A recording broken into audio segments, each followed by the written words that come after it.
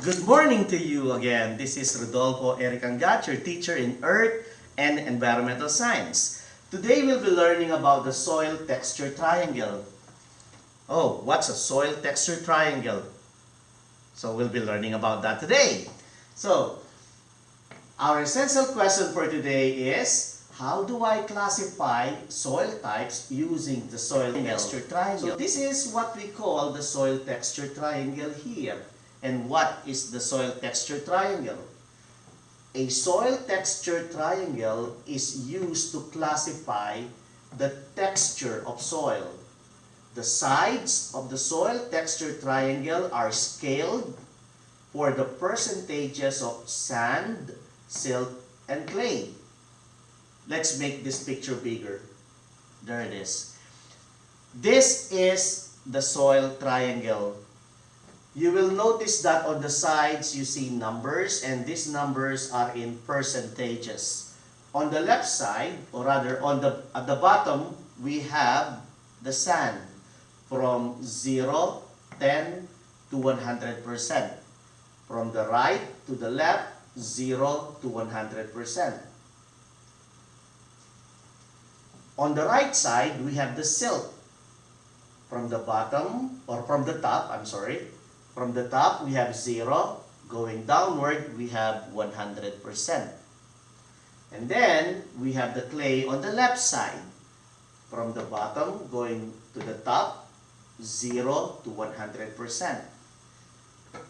The soil texture triangle shows the three main soil particles, which are sand, silt, and clay. And their percentages are shown. And inside the triangle, we have the different types of soil. We have clay, sandy clay loam, sandy loam, clay loam, silty clay, silt loam, silt, and the soil that is considered as the best for plants, loam. Now, let's have a review.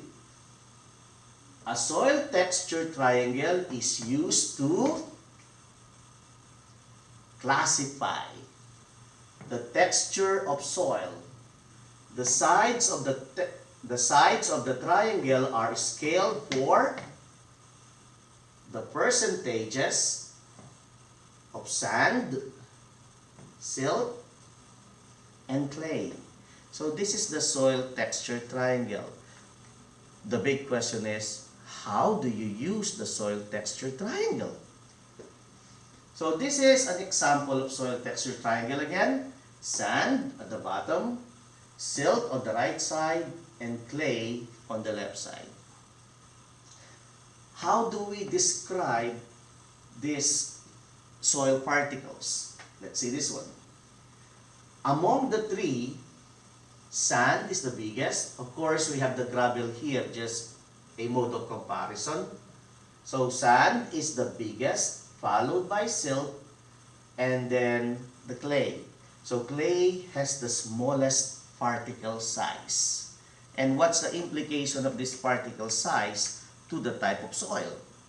That is what we'll be learning as we progress. You will notice here that we have the word soil porosity. When you say soil porosity simply denotes the spaces between soil particles. In sandy soil, the soil particles are bigger compared to the clay soil, and the spaces are bigger too. We call these spaces as the pores, right here. On this one, we have the clay.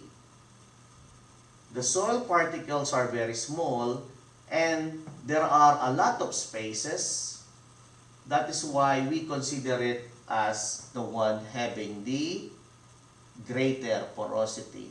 There are numerous spaces in between the clay particles because there are just so many clay in a certain amount of area. Compared to the sand with the same amount of area as this one, there are only a few spaces, but they are bigger, of course. So which is more porous, sand or clay? Based on this, the clay is more porous. It has greater porosity compared to the sand.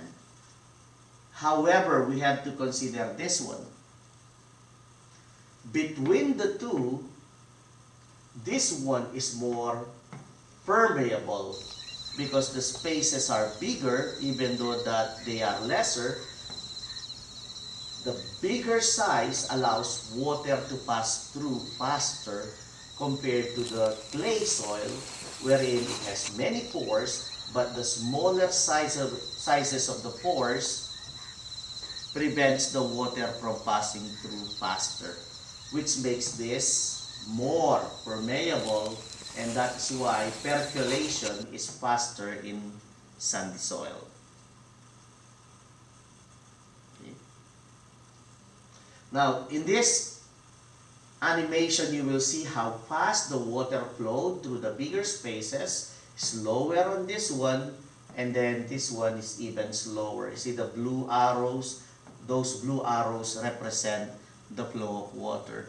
This one is the sand, this one is the silt, and this one is the clay. And the clay has the slowest percolation rate, while the sand has the fastest percolation rate. Larger spaces between soil particles result to better infiltration and percolation. Larger spaces here. Again, these are what we call as pore spaces. There are only a few pore spaces here, but they are big. There are a lot of pore spaces here, but they are only small. So this one will have a faster rate of percolation. This one will have a slower rate of percolation. But this one has larger pores, it's less porous, though, and this one is more porous, though the pores are smaller.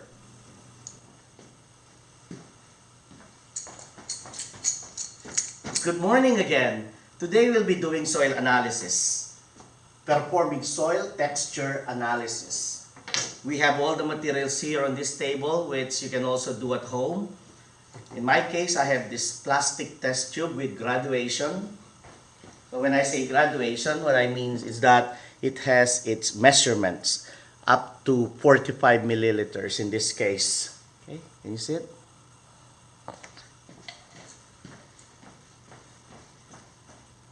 If you don't have this test tube at home, then you can just follow the instructions that we have here.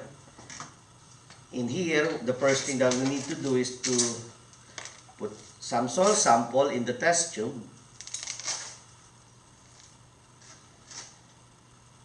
About half of the test tube. Fill the container about half. Okay, that's one. The next thing to do is to pour water inside the test tube near to the rim. Do not totally fill it up, because you need to shake it afterwards. So that's the level there. So I still have some allowance. Now I will tightly cover it. And then I have this napkin here to cover the top, just in case that it leaks. Now I'll turn it upside down and shake it. Shake, shake, shake, shake, shake, shake, shake, shake. And make sure all the soil is wet. All the soil is like dissolved in water. Of course, not the way that it dissolves like sugar and salt. Just make sure that you create a mixture of soil and water. Okay? After shaking it vigorously for about 30 seconds, now you have this mixture here, this muddy mixture. And the next thing to do is very simple. You just put it upright upright, and then do not disturb it for a day or two. Now, this is the one that we did yesterday, and you will notice that there is now the separation of the layers. So this one here is separated to that layer, and then the upper layer is light brown. See the layers? Okay. So how do we determine the soil texture of this soil? Using the soil texture triangle. So this one was done on a beaker, and you will analyze the picture here. You will see that this is the graduation for 50 ml. This is the graduation for 75 ml. The graduation for 100 ml. And then the total soil sample is 107 ml. That's an estimate. You can say 106, 105, or 108. But in my case, I deem that the most accurate is 107 ml. So the total volume of the soil is 107 ml. Now let's classify the different soil particles. For the sand, we have 72 ml because from here to here, the best estimate that I could get is 72 ml because it's below the 75 ml graduation. So I would say 72 ml. So there is 72 ml of sand in this soil sample of 107 ml. Next is silt. It's 25 ml from here up to here. That's 75 ml. Okay. So we started from 73 up to 100. So not up to 100, but it's about a little bit below 100. So my estimate was 25 ml out of 107 ml. The third one is clay. The clay is 10 ml out of 107 ml. You might be asking, why is the sand at the bottom? Why is the silt in the middle and the clay on top? The reason for this is that sand has the biggest soil particle and the silt has an intermediate size, and the clay has the smallest soil particle. And that is why it goes on top. The densest one goes in the middle, the intermediate one goes in, the densest one goes to the bottom, the intermediate goes to the middle, and then the least dense goes on top. And in this case, the least dense is clay. So sand, silt, and clay. If we have pebbles or gravel, then they would be at the bottom because they would be the densest one. So to summarize, out of 107 ml, we have 72 ml sand. Out of 107 ml, we have 25 ml silt. Out of 107 ml, we have 10 ml clay. Now, let's get the percentages. So 72 ml over 107, 72 divided by 107 times 100. So there is 67% sand in the soil sample. For the silt, we have 25 ml divided by the total volume of the soil, which is 107 times 100. We have 23% silt in the soil sample. For the clay, we have 10 ml out of the 107 ml volume of the soil. So 10 divided by 107 times 100, we have 9% clay in the soil sample. So we have 67% sand, 23% silt, and 9% clay. Now, how do we use the soil texture triangle to determine the type of soil based on the sample that we've just analyzed? A soil with 9% clay, 67% sand, and 23% silt is called what type of soil? Will it be clay, sandy clay loam, loam, silt, sandy loam, loamy sand, or sand?